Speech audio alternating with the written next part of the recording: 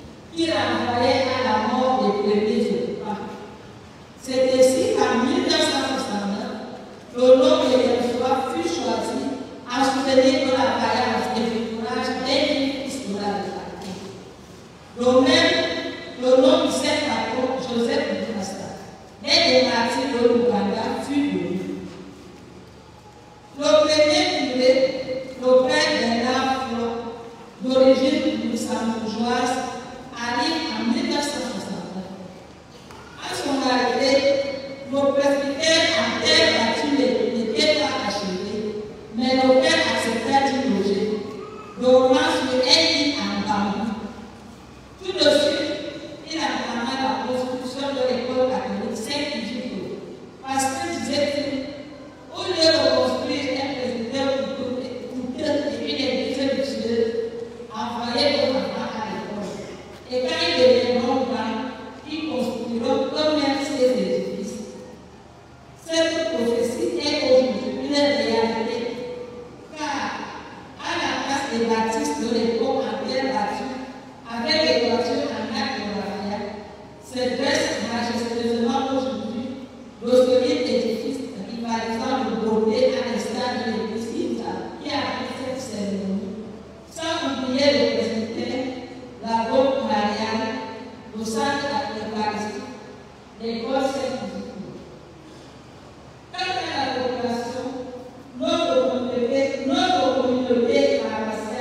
est une grande famille composée des vocales, des essais, des vocales et des allogènes. Elle a à sa tête une équipe sacerdotale dirigée par le curé, Monseigneur l'abbé Timothée Fonifou, assisté du vicaire, Monsieur l'abbé Philippe Théo.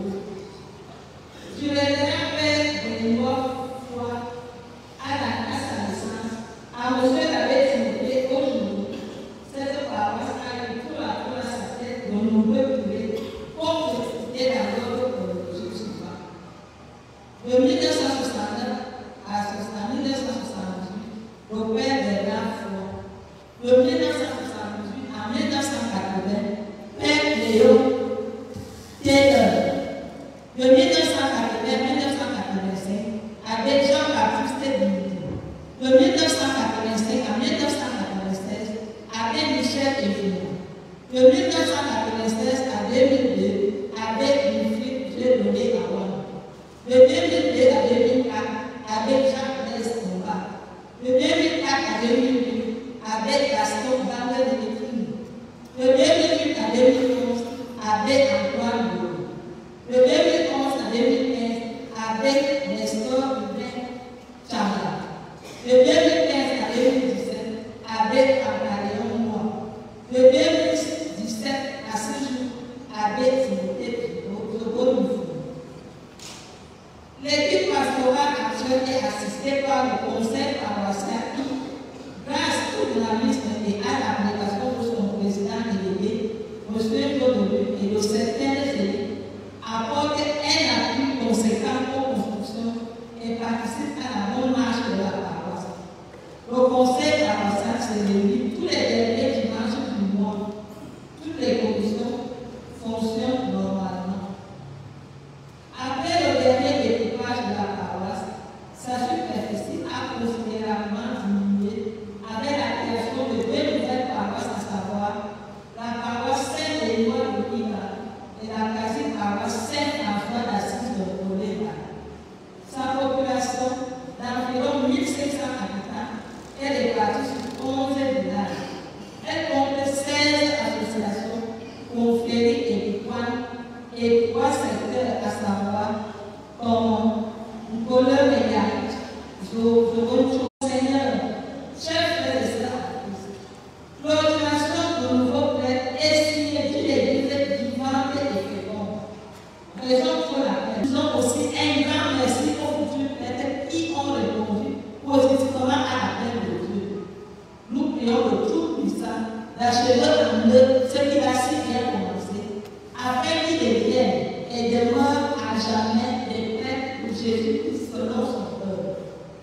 Que la Sainte Vierge Marie, mère de prédilection des prêtres, les soutienne dans leur nouvelle mission, afin que celle-ci porte des fruits en abondance pour la plus grande gloire de Dieu et le salut des hommes. En tout et pour tout, loué soit Jésus-Christ.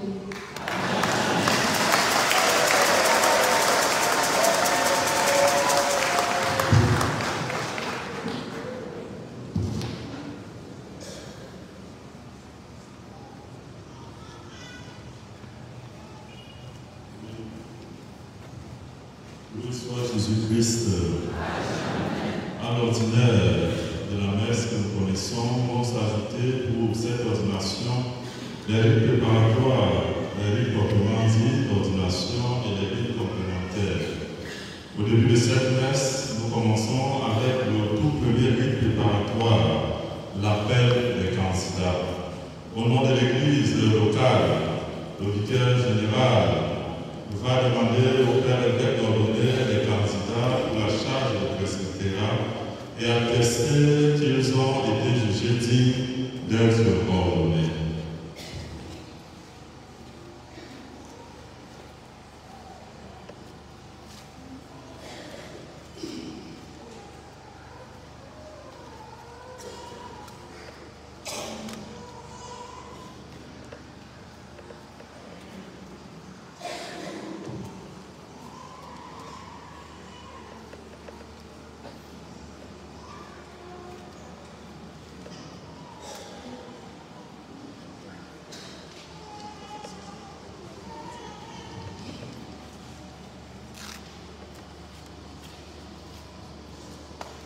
Ils s'avancent, ceux qui vont être ordonnés prêtres.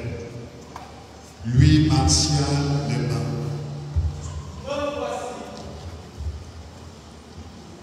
Clément, Serge Marie, Sikibela.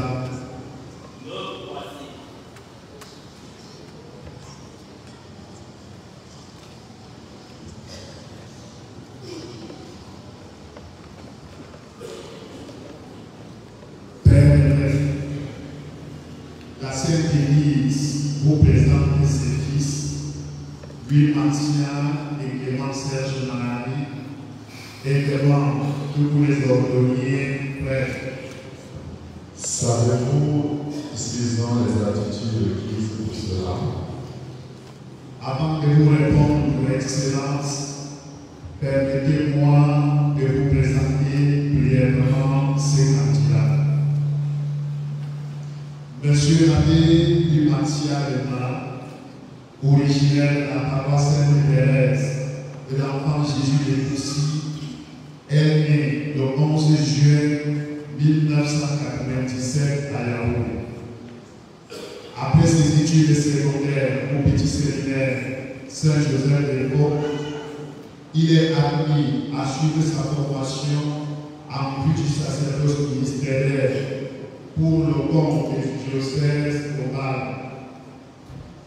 Il passe tour à tour une année de propélétique au centre spirituel Saint-Jean-Marie Vianney de Bafou à Bamenda, puis 3 années d'études de philosophie au grand séminaire Saint-Jean-Paul II de Mampé, 2 années de stage canonique au petit séminaire Saint-Joseph de Pau et à la paroisse Saint-Paul de Saint.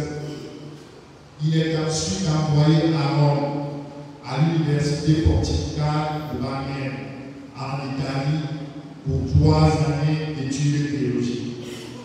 Il vient d'achever son stage diaconal au petit séminaire Saint-Joseph de Pau, comme père spirituel.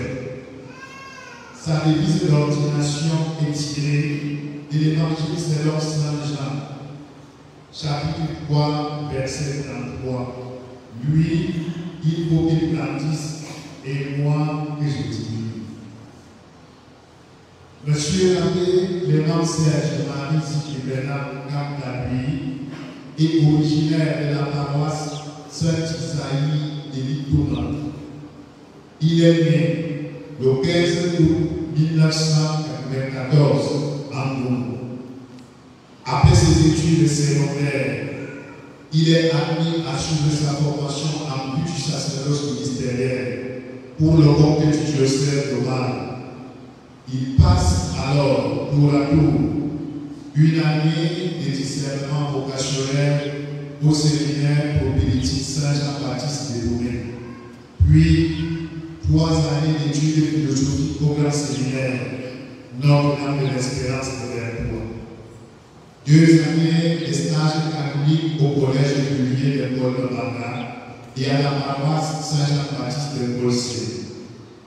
Il est ensuite envoyé au grand séminaire Notre-Dame de l'Immaculée Conception de Paul Bisson pour 3 années d'études théologiques. Il vient d'achever son stage diaconal à la paroisse Marie-Mère de Dieu d'Oba. Sa devise d'ordination est tirée de la première lettre de Saint Paul apôtre aux Corinthiens, chapitre 4, verset 7. Qu'as-tu que tu m'aies reçu? Père, les chrétiens qui les connaissent ont été consultés, et ceux à qui il appartient d'en juger ont donné leur avis. Aussi, j'atteste qu'ils ont été jugés dignes d'être ordonnés.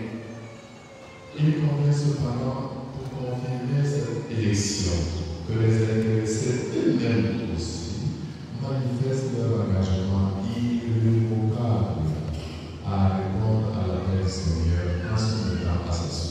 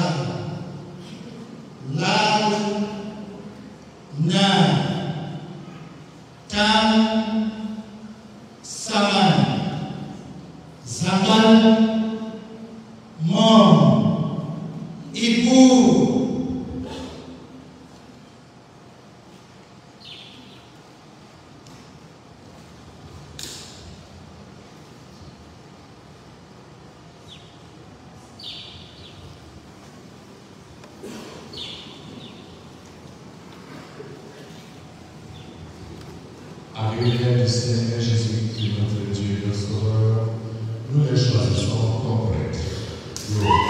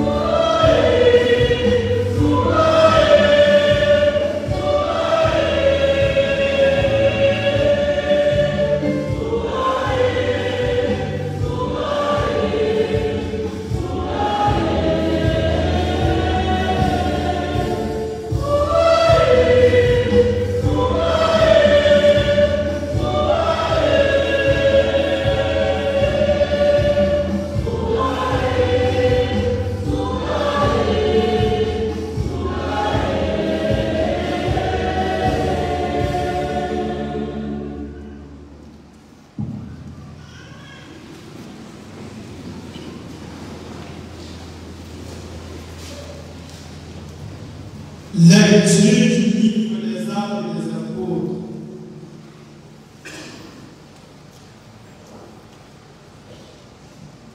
Comme Pierre et Jean parlaient au peuple dans le temple, les prêtres intervinrent avec le commandant de la garde du temple et les Sadducéens. Ils ne pouvaient souffrir que les voir enseigner leur doctrine au peuple et annoncer dans la personne de Jésus la résurrection. Il est mis à arrêter et mettre au cachot jusqu'au lendemain, car il était déjà tard. Or, beaucoup de ceux qui avaient entendu la parole devinrent croyants. À ne compter que les hommes, il y en avait environ 5 000. Le lendemain, il y eut une réunion des chefs du peuple, des anciens et des scribes à Jérusalem. Il y avait là Anne le grand prêtre, Caïphe, Jean, Alexandre et tous ceux qui appartenaient aux familles des grands prêtres. Ils firent comparaître Pierre et Jean et se mirent à les interroger. Par quelle puissance, par le nom de qui avez-vous fait cette guérison? Alors Pierre, rempli de l'Esprit Saint, leur déclara: chef du peuple et des anciens, nous sommes interrogés aujourd'hui pour avoir fait du bien à un infirme. Et l'on nous demande comment cet homme est sauvé. Sachez-le donc, vous tous, ainsi que tout le peuple d'Israël, c'est grâce au nom de Jésus le Nazaréen, crucifié pour vous, ressuscité par Dieu. C'est grâce à lui que cet homme se trouve là devant vous guéri. C'est Jésus. Il est la pierre que vous avez rejetée, vous les bâtisseurs, et il est devenu terre. En dehors de lui, il n'y a pas de salut. Et son nom, donné aux hommes, est le seul qui puisse nous sauver.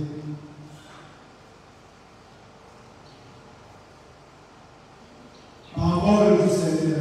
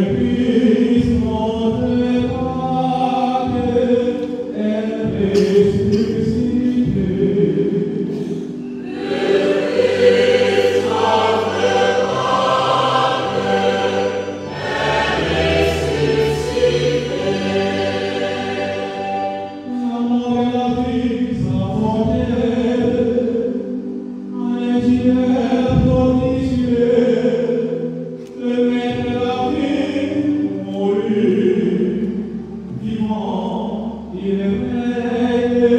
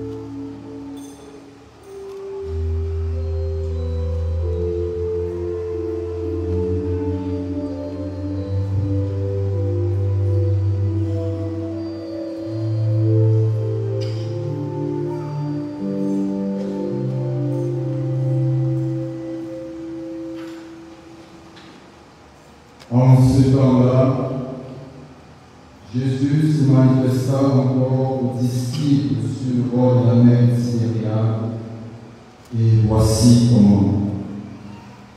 Il y avait là ensemble Simon-Pierre avec Thomas, appelé Didyme, c'est-à-dire jumeau, Nathanaël, Cana de Galilée, les fils de Zébédée, et deux autres de ses disciples.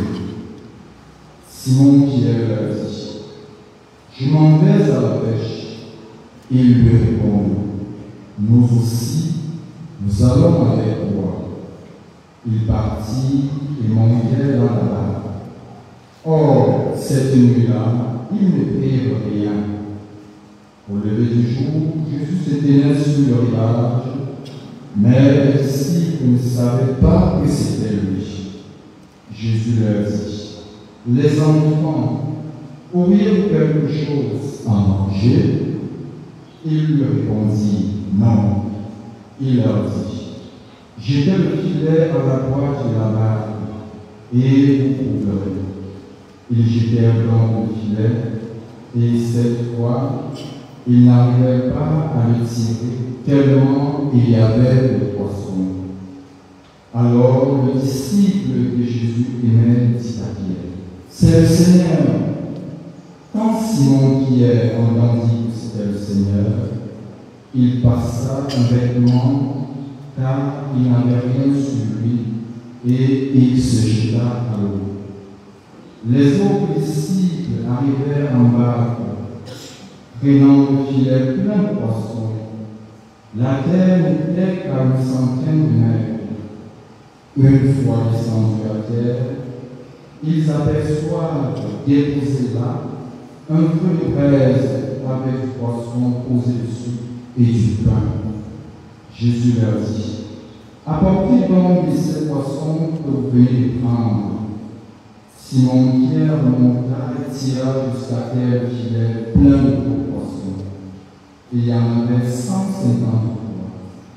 Et malgré cette quantité, le filet ne s'était pas déchiré.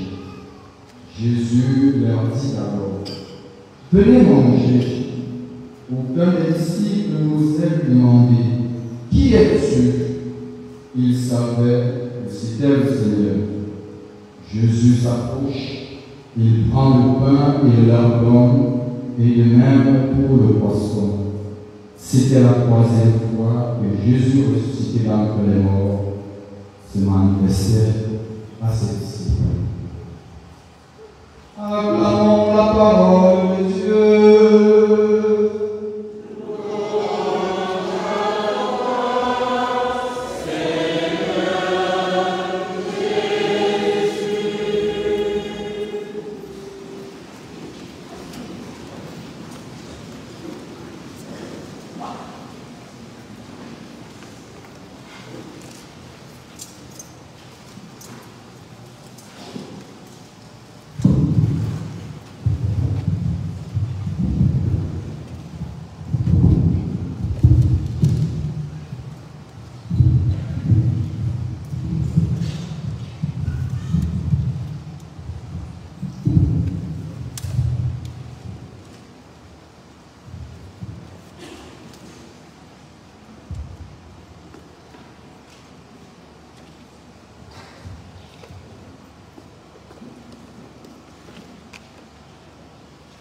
Loué soit Jésus-Christ.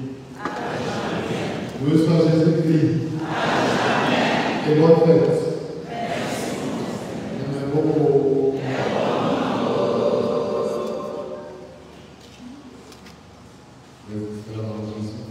Bienvenue de Dieu. Chers abbés Clément Serge Marie et Louis Martial, dans quelques instants, vous serez ordonnés au cœur de cette octave pascale qui a une partie notre bien-aimé Pape François Verguet. Nous avons prié hier pour lui, nous continuerons encore à l'accompagner à notre prière, notamment demain au moment de son enseignement. Vous savez que sa Église, depuis qu'il était évêque, était misérable, atouée et digne, ce qui veut dire choisi par miséricorde, ou encore choisi parce que pardonné. Être prêtre, c'est par miséricorde. C'est une grâce gratuite, excusez la théologie. Mais les manifestations de Dieu sont toujours de pure grâce, qu'on ne mérite pas. On ne devient pas prêtre parce qu'on est parfait, parce qu'on est bien, mais parce que Dieu nous fait miséricorde, pose son regard sur nous et veut nous relever à travers ce ministère. Il y a donc dans l'ordination quelque chose de résurrection. Dieu vous appelle pour vous faire vivre une vie nouvelle en Jésus, son Fils ressuscité. Et cela nécessite une vraie conversion de cœur, car chaque sacrement est un appel à changer de vie, pas une récompense. C'est Dieu qui appelle. C'est un appel de tendresse, d'affection, comme dans l'évangile que nous venons de suivre. Un appel marqué d'attachement des enfants. Vous dit Jésus, venez vous mettre dans ma suite. Jésus vous dit, mes enfants, apportez-moi vos talents, apportez-moi votre dynamisme. Il vous dit, mes enfants, venez rester avec moi. Je veux faire de vous des signes de la sainteté de Dieu et des instruments pour vous dire au monde que Dieu est en nous. Je voudrais vous partager au monde que Dieu tient ses promesses de bienveillance et de bonheur pour l'homme. Je voudrais que, en répondant oui, vous soyez ceux qui disent au monde que Dieu n'a pas abandonné son Fils Jésus dans la mort, alors il n'abandonne personne. Il n'abandonne pas le Cameroun. Il n'abandonne pas nos familles. Dieu ne nous abandonne pas. Je voudrais que vous soyez de ceux qui disent, par la résurrection, nous entrons dans une relation de confiance avec Dieu. Cette confiance n'est de la paix que vous êtes adressés. En réalité, le terme des petits enfants sonne comme l'appel que Jésus adressa à Marie. Marie l'avait confondu, lui le ressuscité avec le jardinier. Mais quand Jésus l'appelle Marie, elle reconnaît le terme de la voix de Jésus et se retourne et répond Rabbi, qui veut dire. Aujourd'hui, vous devez dire à la terre de votre nom, certes, nous voici, mais mieux encore, Rabbi. Revenons au début du texte de l'évangile que nous avons suivi. Nous sommes au début du jour. Jésus se tient sur le rivage, mais les disciples ne le reconnaissent pas. Jésus leur dit, les enfants, auriez-vous quelque chose à manger? Sur un rivage, quelques cyclones se dessinent, une barque dérive entre l'or et une lumière, entre doute et espérance. Les disciples sont revenus à la mer, à leur métier d'avant, comme pour se raccrocher à ce qu'ils connaissent. Pourtant, tout a changé.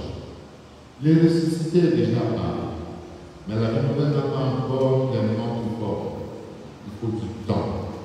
Il faut une lente transformation intérieure pour que la lumière ne pénètre jusqu'au fond de nos habitudes pour nous transformer. Ce fut le cas avec les apôtres. Ils ont passé toute la nuit à pêcher sans rien prendre, comme dans une nuit vide, qui rappelle la fragilité de nos efforts quand Dieu n'est pas présent. Sur le rivage, une présence, une voix de grâce, une voix douce qui éclate. Les enfants, auriez-vous quelque chose à manger? Rien de spectaculaire, juste une question. Qu'est-ce qu'ils tendresse? C'est lui, mais il le savent. Comme dans la vie, que le fois le Christ est proche, silencieux, tendant la main, mais nous pouvons passer à côté sans le reconnaître. Jésus les a dit agiter le filet maintenant avec précision, à droite de la barre. Sans comprendre, ils obéissent. Et c'est alors que le miracle se fait. Que le foi, le Seigneur nous répète spontanément, sans comprendre, que nous nous mettions à sa suite, que nous nous abandonnions en c'est vrai. Le filet à ce moment se remplit au point de déborder. La pêche devient signe. Alors les yeux du cœur des disciples s'ouvrent. Le disciple que Jésus aime le plus, ce que tous avaient déjà compris. C'est le Seigneur. Une reconnaissance qui ne vient ni du raisonnement, ni du miracle en lui-même, mais d'une lumière qui jaillit du cœur. Si de ces cœurs qui sont unis par amour, c'est toujours l'amour qui reconnaît les ressuscités. C'est toujours l'affection qui nous lie aux ressuscités. Pierre, fidèle à son élan, se jette à l'eau. Il n'attend pas. Il veut rapidement le jour le ressusciter. Qu'est-ce qu'il dit? Sur le village, le feu est déjà là. Et Jésus a préparé du pain et du poisson braisé. L'histoire du poisson braisé là a commencé depuis longtemps. Ce n'est pas Dieu qui offre un repas, c'est lui le ressuscité qui les accueille, qui les nourrit, qui prend soin d'eux. Le ressuscité ne s'impose pas, mais il attend, il prépare, il se rend présent dans les gestes simples de la vie. C'est là qu'il veut être connu. C'est là qu'il veut susciter nos regards. C'est là qu'il veut déclencher notre Saint-Seigneur. Pouvons-nous voir le doigt de Dieu à l'œuvre dans plusieurs événements de notre vie et prier Saint-Seigneur. Mais c'est aussi le repas eucharistique. Jésus prend le pain, il le mange. Il prend le poisson, il le mange. Ça nous rappelle les deux disciples de Emmaüs qui reconnurent effectivement Jésus à la passion. Mais je voudrais insister que c'est Jésus qui prépare et qui invite. Mais il demande aux apôtres d'apporter ce qu'ils ont pris dans leur pêche. Même s'ils préparent, nous devons ajouter en offrande aussi bien le fruit de nos travaux que nos joies et nos peines, nos larmes et nos labeurs, nos projets et nos échecs, nos rêves et nos amours malades. Oui, c'est tout ça qui fait le reste. C'est tout ça que Jésus veut transformer. En écho à cette scène intime et discrètement bouleversante, la première lecture nous emmène au cœur du témoignage apostolique. Pierre, autrefois accablé par la peur, se tient désormais debout. Il parle avec assurance, non par orgueil, mais parce qu'il sait en qui il a mis sa confiance. C'est parce qu'il a compris que le Dieu de cette terre n'a pas abandonné le Nazaréen. Même si le vendredi saint a été un scandale, le premier jour de la semaine a été un vrai tonnerre. Alors, au nom de ce Jésus-Christ, le Nazaréen crucifié et ressuscité, Pierre peut guérir un infirme. Au nom de ce Nazaréen, le nom de Jésus, c'est sa promesse, c'est sa puissance. L'expression au nom de, dans la Bible, signifie agir par autorité. Au nom de Jésus, veut-il faire poser une action avec l'autorité divine, en accord avec sa volonté et pour sa gloire. Il s'agit donc en réalité de la présence sacramentelle réelle de Jésus, qui, comme il avait dit, parle maintenant à ceux à qui il a le mandat de continuer son œuvre. Pierre a donc dit, au nom de Jésus, moi qui n'ai pas bien l'argent, je te lève la procédure. Pierre reconnaît Jésus comme maître et se sert au nom de, comme sauveur, comme point de Dieu. Il agit sous son pouvoir. Donc pour nous, prier au nom de Jésus ne consistera pas tout simplement à prononcer des formules magiques, mais à laisser toute la puissance divine transiter en nous, pour que ce soit non pas non, mais le Seigneur qui agisse, comme dit ça le sort, non pas dans le Seigneur, mais nous devons dire selon la volonté de Dieu en nous appuyant sur l'autorité de Jésus pour que la prière soit efficace et devienne conforme à la volonté divine. C'est pourtant ce nom rejeté par les chefs qui est désormais la pierre angulaire. Oui, ce que le monde avait méprisé de toute pierre est devenu fondement. Il y a eu un retournement profond, une manière divine de voir et d'agir. Ce qui est faible devient fort, ce qui est exclu devient central, ce qui est brisé devient sourceux.